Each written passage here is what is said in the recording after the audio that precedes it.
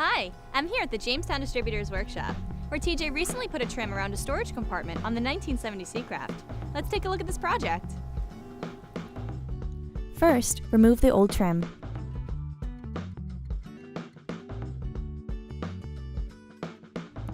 Then clean the surface with 3M sharpshooter and a rag to remove any residue.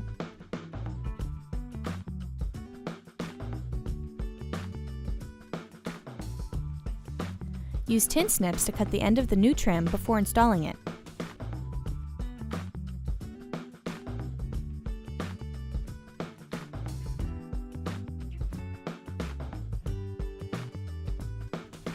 Tap the new trim in place with a rubber mallet and cut off the excess.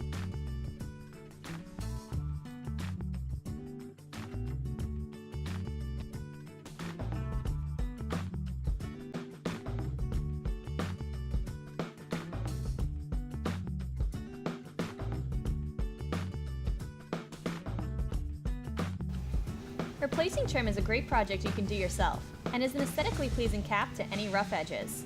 You can find the Taco Universal Flex trim we used in this project on our website, JamestownDistributors.com.